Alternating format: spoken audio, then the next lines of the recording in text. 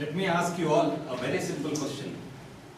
26 saris on sale and 26 men passing by. Each took one. How many remain? 0. 26 women. No, 26. Okay. So I said 26 SIX saris and I said 26 SICK women passing by. So you can answer, so the answer can be 6 if I like it, or it can also be 0 if I like it. Good evening, dear guests and fellow Toastmasters. Good evening. In today's markets, with all the cutthroat competition, a few traders resort to unfair trade practices. A salesman could sell you a trip to hell and you would eagerly look forward to it.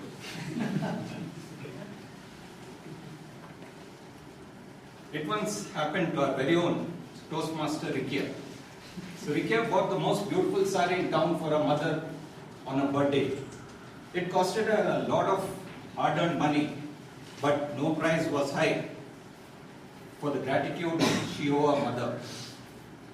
After a few days and a couple of washes, the sari lost its distinct feel and finish. Rikia felt sad, but nevertheless, she went back to the store and confronted the salesman. The salesman on his part was as cool as a cucumber. He very politely said, "Madam, I agree, I mentioned the sari as silk sari, but never as pure silk sari. Moreover, the tag and the sale bill also do not suggest it's a pure silk sari." The word silk evokes a sensation. Silk is the most loved fiber the world over. Silks have adorned the wardrobes of the emperors and queens. Its enchanting sheen, excellent drape, lightweight, so yet stronger than a comparable filament of steel, are its distinct characteristics. So did you know a few decades ago, parachutes were made of silk for its strength? India is the second largest producer of silk in the world, and it produces all the known varieties of commercially produced silk like mulberry silk, tussar, muga and eri.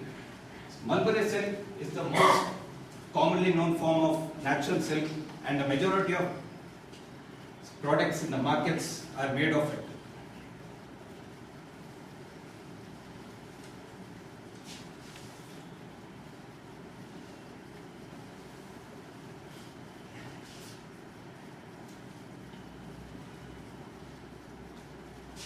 Since long, customers of silk have been finding it difficult to identify pure silk from other textile materials.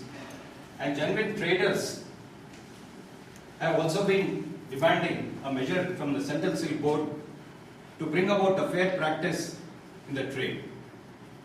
So one way to identify pure silk is to pull out the threads from the sari or the garment and to burn it.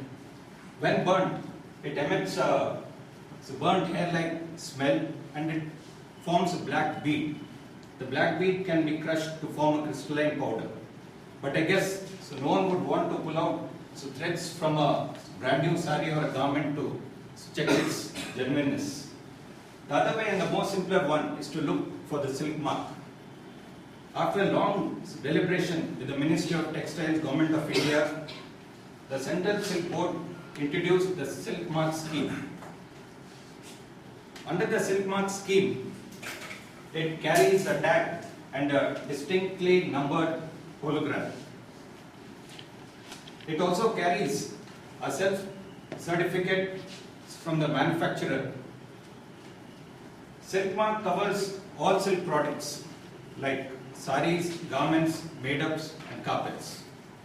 In case the consumer is in doubt, he can always take the product to the Silk Mark Organization of India testing centers and get it tested.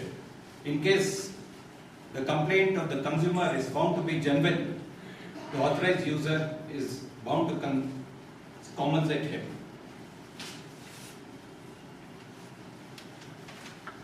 And this is the logo of Silk Mark and Pure Silk.